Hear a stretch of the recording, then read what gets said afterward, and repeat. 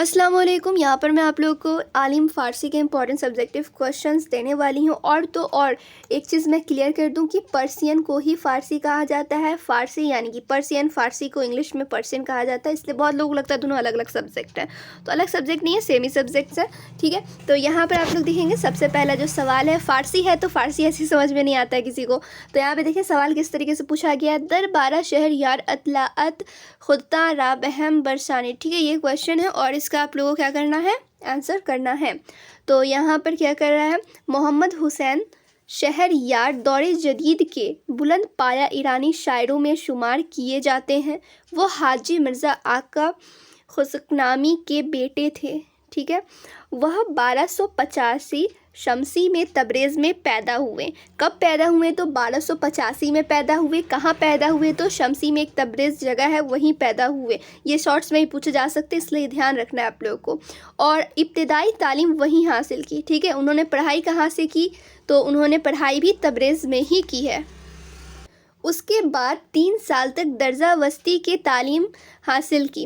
अरब ज़बान व अदब की तालीम तबरेज़ के मदरसा तालिबिया में हासिल की। उन्होंने अपने ज़माना के फ़्रांसीसी ज़बान के माहिर उस्तादों से फ़्रांसीसी ज़बान भी सीखी थी। ठीक है, 1339 कमरी में उन्होंने अपने चचाजाद भाई के साथ आला तालीम के लिए तेहरान के मदरसा दारुल फ़नून में दाखिला लिया।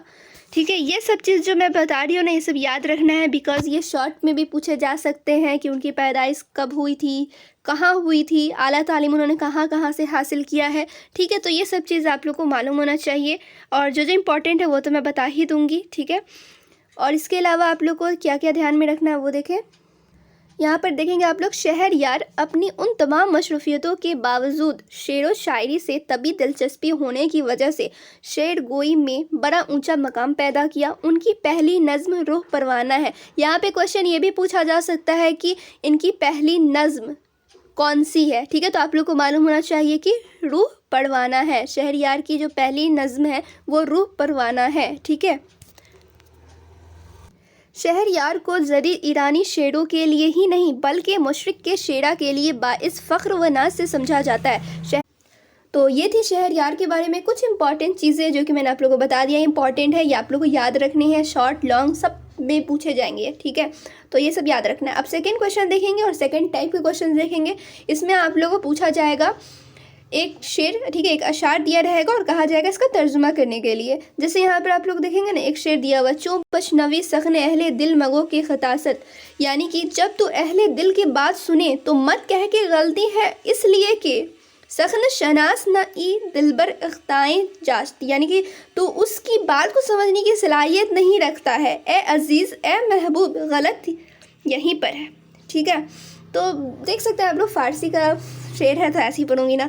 ठीक है, तो यहाँ पर आप लोग क्या करोगे, फ़ारसी का शेर देख लेना और उसका कुछ तर्जुमा भी पढ़ लेना। जैसे कि यहाँ पे मैं 4-5 शेर दी हुई हूँ। ठीक है, प्रैक्टिस कर लेना आप लोग, उससे ज़्यादा ही है, 4-5 से ज़्यादा ही है। ठीक है, तो ये सब आप लोग प्रैक्टिस कर लेना। उसके बाद तीसरा जो क्वेश्चन रहेगा तो वो रहेगा इससे, यानी कि मज़मून। ठीक है, मज़मून आप लोग को फ़ारसी में भी देखने को मिलेगा। जैसे यहाँ पे देखेंगे आप लोग, ईदी पर मज़मून लिखना उसी टाइप का है। ठीक है, तो ये आप लोग लिखेंगे। और भी यहाँ पर बहुत सारे टॉपिक दिए हुए हैं, महामन हो गया जैसे, तो ये सारे जो जो नाम मैं दिखा रही हूँ ना, ये सब आप लोग को क्या करना होगा, प्रैक्टिस कर लेना। और ज़ाने मगरिब, तो ये सब पर भी हो सकता है कि एग्ज़ाम में आ जाए। ठीक है, और यहाँ से आप लोग के 10 नंबर बन जाएंगे आराम से। ठीक है,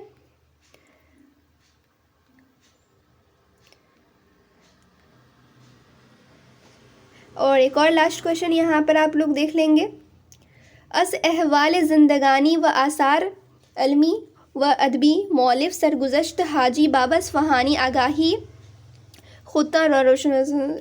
ठीक है, यहाँ पे आप लोग क्या कह रहा है, यहाँ पे फ़ारसी में क्वेश्चन दिया हुआ है और यहाँ पे किसके बारे में पूछा जा रहा है, तो मौलवी सरगुज़श्त हाजी बाबा असफ़हानी। ठीक है, इनके बारे में क्या कह रहा है कि कुछ डिटेल में बताने के लिए, उसी को थोड़ा लंबा चौड़ा करके लिख दिया गया है। तो यहाँ पे आप लोग क्या करेंगे, इनके बारे में कुछ चीज़ें लिख देंगे। जैसे यहाँ पर आप लोग देखेंगे इनका पूरा नाम क्या है, इन्होंने आला तालीम कहाँ से हासिल किया, कब पैदा हुए, कहाँ पैदा हुए। बस यही सब चीज़ लिखना है। जैसे मौलवी सरगुज़श्त हाजी बाबा इस्फ़हानी का पूरा नाम शेख अहमद रूही करमानी है। उनके बारे में तफसीली तज़किरा तारीख़ी किताबों में नहीं मिलता है। मुख्तलिफ़ जगहों और किताबों में उनसे मुतालिक जो मालूमात दस्तयाब हैं उनकी रोशनी में इतना पता चलता है कि 1263 कमरी में पैदा हुए, यानी 1263 में पैदा हुए। कौन सी जगह पैदा हुए? तो कमरी में पैदा हुए हैं। ठीक है, उसके बाद और भी कुछ देखेंगे आप लोग इनके बारे में। जो बाबा इस्फ़हानी हैं वो करमान के नामोर आलिमों में शुमार होते थे। ठीक है, शेख। तो उन्होंने इब्तदाई तालीम कहाँ से किससे ली थी? तो अपने वालिद से ही ली थी और अपनी वतन करमान ही में रहकर फ़िक़ह, उसूल हदीस और उलूम अरबिया की तहसील की। ठीक है, तो ये थे थोड़ी बहुत बेसिक चीज़ जो कि मैंने इनके बारे में बता दिया है। और डिटेल में आप लोगों को पढ़ने के लिए यहाँ पे आप लोग चाहो तो स्क्रीनशॉट ले लो और इसे अच्छे से अपना पढ़ लेना। ठीक है, बस इतना ही इनके बारे में दिया हुआ है। तो ये थे फ़ारसी यानी पर्शियन के इम्पॉर्टेंट क्वेश्चंस जो कि आप लोग के एग्ज़ाम में आने के बहुत ज़्यादा चांसेस है। और आप लोग को मालूम ही होगा पर्शियन जो है ये कंपोजिशन है। ठीक है, पर्शियन कंपोजिशन है जो कि सभी स्टूडेंट का रहने वाला है ये सब्जेक्ट। सो आप लोग क्या करेंगे, वीडियो को शेयर कर देंगे अपने फ्रेंड्स में कि उनकी भी अच्छी एग्ज़ाम की तैयारी हो सके। तो चलिए फिर मिलती हूँ दूसरे वीडियो में, जब तक आप लोग वीडियो को लाइक शेयर कर लें।